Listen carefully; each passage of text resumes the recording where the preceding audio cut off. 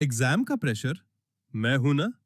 अभी सब्सक्राइब करो हमारे new channel the Gaurav Jain clips. शुरुआत करते हैं हम इंडियन पार्टनरशिप एक्ट से। देखो, आप लोगों को याद होगा कि इस आज से 2-3 दिन पहले मैंने एक वीडियो डाला था, रोड मैप फॉर अकाउंटेंसी। उसमें एक बहुत इंपॉर्टेंट बात बोली थी कि जितना जरूरी न्यूमेरिकल है अकाउंटेंसी के लिए, उतना ही जरूरी थ्योरी भी है। तो आज की वीडियो में हम चैप्टर नंबर 1 के बेसिक थ्योरी के बारे में बात करने जा रहे हैं। एक पेन पेपर कॉपी ले लो और जो जो मैं यहां पर लिखा रहा हूं वो सब कुछ अपने पास लिख लो। अगर आप कंसिस्टेंट हो सकते हो, लगातार पढ़ सकते हो, तो आपको किसी चीज की जरूरत नहीं है, पर वो कंसिस्टेंसी बिठानी पड़ेगी। ठीक है, तो आज हम थ्योरी कर रहे हैं। सबसे पहले थ्योरी में बात करते हैं इस पार्टनरशिप शब्द की। याद है आपको chapter number 2 business studies class 11 forms of business organisation, ये पार्टनरशिप शब्द आपने सुना था। एक ऐसा बिजनेस सिस्टम जहां पर एक से ज्यादा मालिक होते हैं, 2-3-4 लोग मिलकर एक बिजनेस करते हैं और उसमें प्रॉफिट और लॉस जो होता है वो आपस में बांट लेते हैं।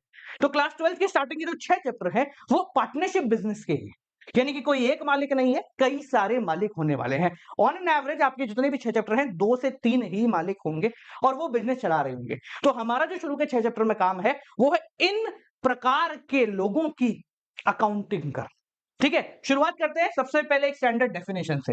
तो भारत में जो पार्टनरशिप एक्ट गवर्न करता है, यानी कि जिसके रूल्स एंड रेगुलेशन के हिसाब से पार्टनरशिप बनती है, वो है इंडियन पार्टनरशिप एक्ट 1932। इसको शॉर्ट फॉर्म में आईपीए 1932 भी बोलते हैं। इसके अंदर वो सारे रूल्स एंड रेगुलेशन से लेकर रजिस्ट्रेशन प्रोसेस है जिसके हिसाब से भारत में पार्टनरशिप फर्म ऑपरेट होती है। इसका सेक्शन 4 एक स्टैंडर्ड डेफिनेशन देता है पार्टनरशिप की। तो क्या है वो स्टैंडर्ड डेफिनेशन? देखो, partnership is a relation between person who have agreed to share profit of the business carried on by all or any one of them acting for all।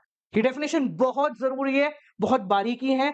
हर बार बच्चे 1 number में गलती करते हैं क्योंकि वो इस डेफिनेशन को ढंग से नहीं समझते। तुम आज पहले ही दिन 1 नंबर सिक्योर कर लो। देखो इस डेफिनेशन में क्या है। पार्टनरशिप एक रिलेशन है बिटवीन पर्सन, यानी एक से ज्यादा मालिक होंगे जो एग्री हुए हैं, जो माने हैं तो शेयर प्रॉफिट, कि जो प्रॉफिट होगा हम उसको आपस में बांट लेंगे। प्रॉफिट कहां से होगा? बिजनेस से, जो कि चला रहा होगा कौन? बाय ऑल और any one of them acting for all. यानी कि मान लो 3 पार्टनर है। पार्टनरशिप की डेफिनेशन कहती है कि ये जरूरी नहीं है कि वो तीनों ही काम करें। ऐसा हो सकता है कि 2 आराम कर रहे हैं और एक काम कर रहा है उन दोनों के बिहाफ पे भी।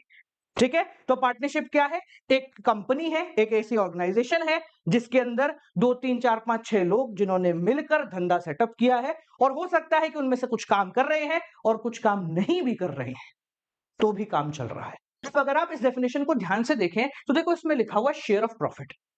कमाल की बात यह है कि यहां पर कोई शेयर ऑफ लॉस नहीं लिखा हुआ। मतलब पूरे के पूरे भारत के अंदर यही डेफिनेशन चल रही है, फिर भी इसमें यह नहीं लिखा हुआ है कि लॉस होगा तो हम सब बांटेंगे। ऐसा क्यों? तो इसका जवाब है कि लॉस इज नॉट डीम्ड। क्या है? Loss is not deemed. Sir इसका मतलब क्या हुआ कि हम ये मानते हैं कि हम अपनी इच्छा से लॉस नहीं करेंगे, इसलिए हम लॉस शब्द को दिखा नहीं रहे। लॉस अपने आप हो जाता तो सीधी सी बात है कि हम बांटेंगे ही, पर हम अपनी इच्छा से कभी लॉस नहीं कर रहे हैं, इसलिए हम लॉस शब्द को इस डेफिनेशन में नहीं डालेंगे। ठीक है, अब अगर पार्टनरशिप की बात करें तो बेटा ये दो धारी तलवार है। दो धारी तलवार का मतलब ये सेपरेट एंटिटी भी है और सेपरेट एंटिटी नहीं भी है।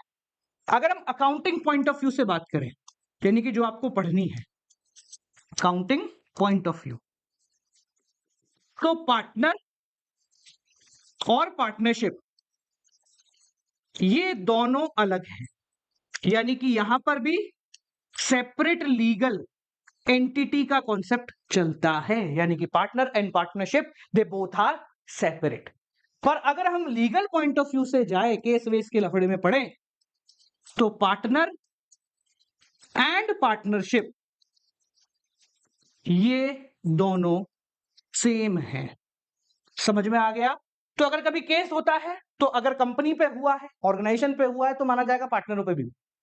पर अगर अकाउंटिंग किताबों के हिसाब से चले तो partner and partnership they both are different, they both are separate legal entity. यानी यहां पर भी कैपिटल होगा, यहां पर भी ड्रॉइंग आएगा। अब हम लीगल तो पढ़ नहीं रहे हैं, हम तो अकाउंटिंग पढ़ रहे हैं, तो इसलिए आपको ध्यान रखना है कि सेपरेट लीगल एंटिटी का कॉन्सेप्ट यहाँ पर भी चलता है। समझ में आ गया? चलिए आगे बढ़ते हैं। अब पार्टनरशिप के कुछ बेसिक फीचर जो 1 मार्क के क्वेश्चन में आपके पूछे जाते हैं। सबसे पहला, पार्टनरशिप में 2 या 2 से ज्यादा लोग होने चाहिए, बेसिक चीज। माइनर नहीं होना चाहिए, अनसाउंड माइंड नहीं होना चाहिए। माइनर मतलब बच्चा, क्योंकि अगर कोई माइनर होगा, 18 साल से छोटा होगा, तो इसको लेकर भी एक क्लॉज है, ये पार्टनर बाय बेनिफिट हो सकता है, पार्टनर इन बेनिफिट, यानी कि फायदा होगा तो लेगा, लॉस में इसकी कोई जिम्मेदारी नहीं है अगर बच्चा पार्टनर है। इसको यहां आपको पढ़ना है नीचे अगले पेज पे, ठीक है। तो अनसाउंड माइंड का बंदा भी पार्टनरशिप के अंदर नहीं आ सकता। कोई पागल व्यक्ति है जो समझदार नहीं है, जो बेसिक चीजें नहीं कर सकता, किसी तरह की कोई प्रॉब्लम है उसको, तो वो भी पार्टनरशिप के अंदर नहीं आ सकता। पार्टनरशिप की एक और डेफिनेशन, ये सब चलाए तो भी चलेगी, कोई एक चलाए सबके नाम पे तो भी चलेगी। तो यहां से एक चीज निकल के आती है कि ये एजेंट भी है और प्रिंसिपल भी है। 1 नंबर का क्वेश्चन आपके सेट हो जाएगा कि in case of partnership, partner agent भी होते हैं और प्रिंसिपल भी है, मालिक भी है और कंपनी को रिप्रेजेंट करने वाले भी हैं। ठीक है। एक इंपॉर्टेंट चीज, कितने मेंबर्स हो सकते हैं? तो मिनिमम 2 मेंबर हो सकते हैं और मैक्सिमम 50 हो सकते हैं। 50 ही आपको लिखने हैं। कंपनीज एक्ट ने 100 तक की लिमिट दे रखी है, बट जो पार्टनरशिप में नंबर ऑफ मेंबर है उनकी लिमिट आज भी 50 ही है। समझ में आ गया? चलिए नेक्स्ट पॉइंट, पार्टनरशिप डीड। अब सर पार्टनरशिप डीड क्या होती है? सोच के चलो कि मैं हूं, एक आप हो और एक आपका कोई दोस्त है, अपन तीनों धंधा करने बैठ गए। अपन तीनों को एक आइडिया आया, अपन ने कहा चलो बिजनेस करते हैं। पहले ही दिन अपन तीनों के दिमाग में क्या आएगा? धंधा आएगा, प्रॉफिट होगा तो कैसे बटेगा? चलो शुरू करा रहे, आपस में बांट लेंगे यार, क्या दिक्कत है, धंधा शुरू तो करो, अभी आगे बढ़ते बाद में सोचेंगे। अपन ने शुरू कर दिया और किस्मत इतनी अच्छी निकल गई कि 100 करोड़ का बिजनेस हो गया। अब क्या करोगे? सर आपस में बांट लेंगे। पर मैं बोलूंगा देखो, मैंने तो अपने यूट्यूब चैनल का इस्तेमाल किया है सेल्स ड्राइव करने के लिए, तो मेरा तो एक्स्ट्रा पैसा होना चाहिए। एक बोलेगा भाई सेल्स तो मैंने करी है, प्रोडक्शन में पूरा दिमाग मेरा था। एक बोलेगा तो क्या हुआ, पैसा तो मैंने लगाया। तो लड़ाई हो सकती है। तो ये लड़ाई को कैसे सुलटाना है, इसके लिए पार्टनरशिप डीड बनाई जाती है। पार्टनरशिप डीड क्या है? बहुत सिंपल है, एक रिटन डॉक्यूमेंट है, एक कागज है जो डिफाइन करता है terms and condition of partnership, कि हमारी पार्टनरशिप में क्या क्या चीजें चलेंगी, क्या क्या चीजें नहीं चलेंगी। सादा भाषा में, प्रॉफिट कैसे बटेगा, सैलरी कैसे बटेगी, कैपिटल पे इंटरेस्ट कैसे देना है, ड्राइंग पे इंटरेस्ट कैसे देना है, कहीं से लोन लिया है किसी पार्टनर से तो उसको कितना देना है, ये सारी की सारी चीजें इस डीड में लिखी हुई। ये डीड बनाना मैंडेटरी नहीं है भारत में, पर रिकमेंडेड है। यानी कि आप बिना डीड के भी धंधा शुरू कर सकते हो, पर माना जाता है बना लो ना यार, क्या टाइम लगेगा, थोड़ा सा टाइम लगेगा और लाइफ टाइम के लिए सुलट जाओ। ठीक है। अब मान लेते भाई डीड नहीं है, हम तो नेतागिरी में चल लिए आगे, डीड है ही नहीं, तो क्या होगा? तो इनकेस अगर आपके पास डीड नहीं है तो फिर जो अपन ने आईपीए पढ़ा था उसके कानून लागू होंगे। यानी कि फॉर एग्जांपल अपन तीनों बिजनेस कर रहे हैं, 100 करोड़ हो गए, अपन लड़ मरे, आप अपन चले कोर्ट, हमने जाके जज को बोला सारी मेहनत मेरी है, उसने बोला सारा दिमाग मेरा है, उसने बोला सारा पैसा मेरा है। जज बोलेगा रुक जा, इतनी नेतागिरी मत करो, लेके आओ भाई, क्या लेके आओ? आईपीए 1932 लेके आओ। अगर आपके पास डीड नहीं है, ये क्वेश्चन में मेंशन होगा, लिख लेना, मेंशनड इन क्वेश्चन, क्वेश्चन में मेंशन होगा कि डीड नहीं है। ठीक है।